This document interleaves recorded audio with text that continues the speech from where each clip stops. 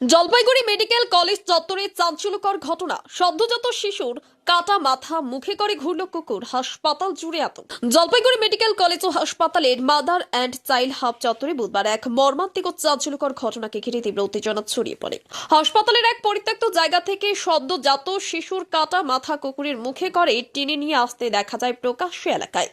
ঘটনাটি নজরে আসে হাসপাতালে চিকিৎসার অপেক্ষায় থাকা রোগীর পরিবারের সদস্যদের। হঠাৎ করে কুকুরের মুখে মানবদেহের অংশ দেখতে পেয়ে আতঙ্ক ছড়িয়ে পড়ে গোটা হাসপাতাল চত্বর। মুহূর্তের মধ্যে খবর ছড়িয়ে পড়লে ভিড় জমে যায় ঘটনাস্থলে। প্রত্যক্ষদর্শীদের দাবি, মাদার এন্ড চাইল্ড হাব সংলগ্ন একটি পরিত্যক্ত অংশ থেকেই দেহাংশটি কুকুরটি নিয়ে আসে। কিভাবে সেখানে সদ্যজাত শিশুর দেহাংশ এলো তা নিয়ে উঠেছে একাধিক প্রশ্ন। হাসপাতালের নিরাপত্তা ব্যবস্থা ও নজরদারি নিয়েও ক্ষোভ প্রকাশ করেছেন অনেকে। ঘটনার খবর পেয়ে দ্রুত হাসপাতালে পৌঁছায় পুলিশ। গোটা বিষয়টি খতিয়ে দেখার কাজ শুরু হয়েছে। জলপাইগুড়ি মেডিকেল কলেজের MSVP কল্যাণ খান বলেন, পুলিশ বিষয়টি দেখছে।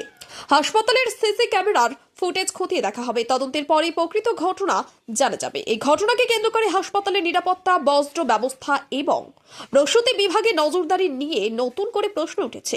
সদ্যজাত শিশুর সঙ্গে এমন অমানবিক ঘটনার নেপথ্যে কি রয়েছে তা জানতে তদন্তের দিকেই তাকিয়ে সকলে। কুকুর একটা সদ্যজাত বাচ্চাকে এদিকে মানে মুখের মধ্যে মাথাটা আমরা দেখতে পাইলাম, সবাই চিল্লাহাল্লা করতেছে, মানুষের বাচ্চা।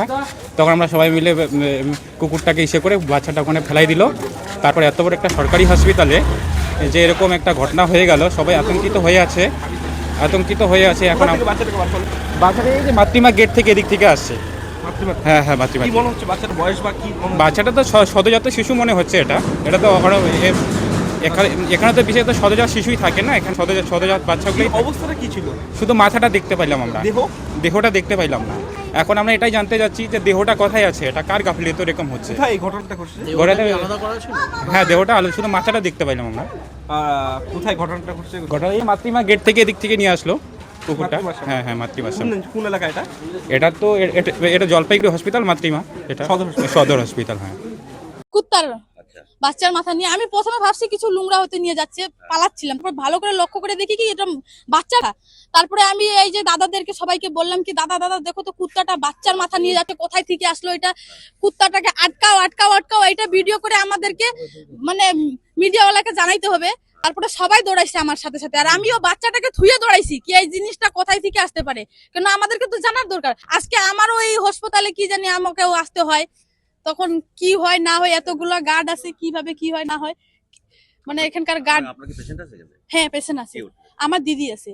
কুকুরটা কোথায় গেল? কুকুরটা ওইখানেই সামনেই আছে। হ্যাঁ, তারপরে দেখছি দাদাদেরকে বলছি কি ধরো। তারপরে এখানকার নার্স আর আরেকজন আসছে বাচ্চার মাথা তুলতে। তো মাসিমা তুলতে যাচ্ছিল। তো আমি বললাম কি দেখো আমরা তুলতে দিব না যতক্ষণ মিডিয়া বা পুলিশ না আসে, আমরা তুলতে দিব না। এটা কোথায় থেকে আসলো এটা তোমাদেরকে উত্তর দিতে হবে, আমাদেরকে বলতে হবে এটার অর্ধেক অংশ বডিটা কোথায় আছে, বাচ্চার বডিটা। এখন তোমরা আমাদেরকে এটার জবাবটা দাও। আমার মনে হয় এখান থেকে এসছি, বাচ্চার পুরা ওইখানে রক্ত টক্ত লাগিয়ে আছে বাচ্চাটার। মানে এটা বাচ্চা মানে ডেলিভারি হইতে মারা গেছে নাকি এখন ভগবান জানে। হ্যাঁ, এখন কার শিশু এখন যার ও ঠিকই খোঁজ নিবেনি। আমার নাম রমা নাইক।